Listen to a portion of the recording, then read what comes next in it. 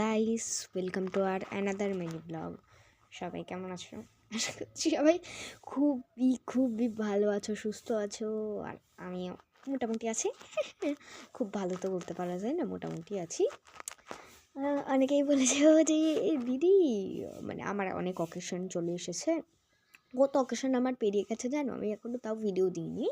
মানে বলেছো যে দিদি তুমি তো ডেলি ব্লগ দাও, এখন তো কোনো ছাড়ছো না ফটো টটো ইউটিউবে। তো আমি এখন দেখো পড়তে বসেছি, এই দেখো সামনে খাতা, আমার সরার খাতা। আমার একটা সাবজেক্ট পড়া হয়েছে, এখন আরেকটি বাকি। ওই সাবজেক্টটা পড়ার আগে ভাবলাম যে যাই তোমাদের ফটোগুলো ছেড়ে নিই এবং তোমাদের রিকোয়েস্টটাও রাখি। আমি না বেশিরভাগ কমেন্ট চেক করা হয় না, বুঝলে?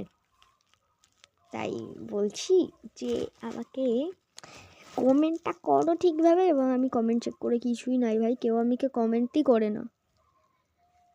যাদের সাথে আমার দেখা হয় তারাই আমাকে বলে, কেউ আমাকে কমেন্টটা করে না। এবারে অনেকে শুনতে পারো যে আগে যখন আমি বলিনি কমেন্টটা করে না, তখন অনেকে হয়তো বলতেই পারো যে আগে কথাটা হয়তো বলেছিলে যে মেসেজ আসলো, দিদি তোমার যখন কমেন্ট, মানে তুমি তো বলছো যে তোমার তো কী বলে, আরে ভুলে যাচ্ছি। আচ্ছা, তোমাকে তো কেউ কমেন্টই করে না, তাহলে তুমি এসব বলছো কেন? অনেকে বলেছে এসব কেন বলছো? আরে ভাই, আমার সামনে দেখা হলে আমাকে অনেকে বলে, এটাই বলছি। অবভিয়াসলি আমার মাত্র 3টে সাবস্ক্রাইব। প্লিজ তোমরা আরও একটু সাবস্ক্রাইব করে আমার চ্যানেলটাকে প্লিজ বাড়াও, অনুরোধ করছি।